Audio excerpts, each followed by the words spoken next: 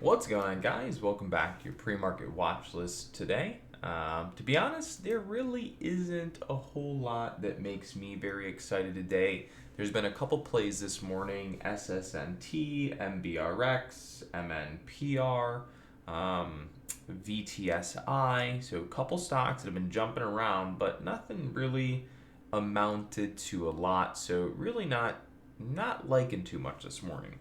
So let me show you what I am thinking about, which isn't, again, anything too crazy. So I think I'll still be watching GameStop and AMC today. GameStop has jumped a little bit overnight, but it still hasn't been able to break its resistance point of about 192, 193. That is the resistance right now. You can see we had reached that pre-market today, sold away from it. Not a lot of trading volume pre-market today on GameStop. But either way, we're still going to be watching it. So we kind of had a consolidation day yesterday on GameStop, same as AMC. But what I think we're looking for over the next couple days is to see GameStop and AMC continue in their bearish move and break down more.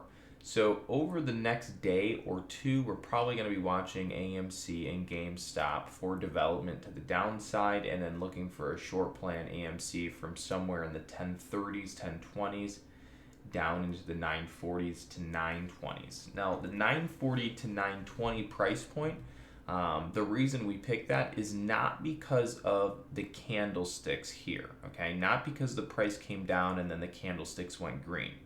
The candlesticks went green because they bounced off of support levels that I'll show you here in a second. So if we look at AMC on the 180-day 4-hour chart, what we're looking at is this dotted line here. Okay, this dotted line comes into play at 927. That's why we bounced back here. And then this red line that I just deleted, and then I'm going to put back on, comes from this line, which is right here. And these are just standard deviation calculations. So last time the stock AMC started falling, fall, bounce. The reason it bounced here is because it was bouncing off these trend lines. These trend lines that I just showed you were once a little bit lower. Now they're up a little bit. So in the event that GameStop, and same thing with AMC end up rolling over and continuing their trend down, their next kind of snap and or breakdown move below this price action here should go down probably to about 940 to 920. Okay, so that's kind of what we're watching on GameStop. Let me show you Tesla. Tesla is an interesting one too. Again, NIO and Tesla are kind of like my favorite go-tos these days. Always trade decent amount of volume, usually pretty easy to get in and out of positions. You see the green line here on my chart, that's pretty much where you could suggest that Tesla's probably going to go to. All right, so if we look at this 1 minute chart here today and scroll it down, you'll see where that green line's at. It's at 581. The price is at 599. So still expecting about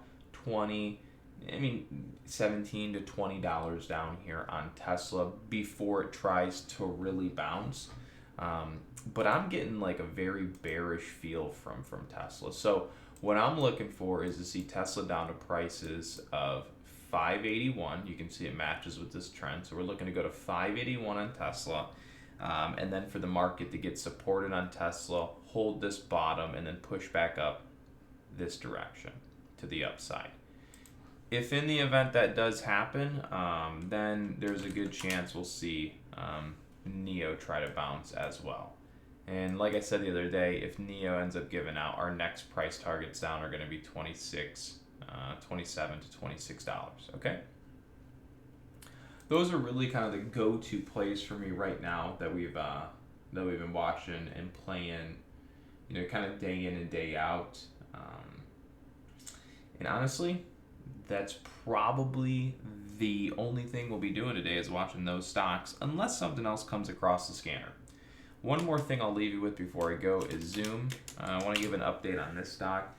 I do believe that Zoom is in fact bearish. You can see it's been going down, going down, going down, going down. We're even continuing to roll down here.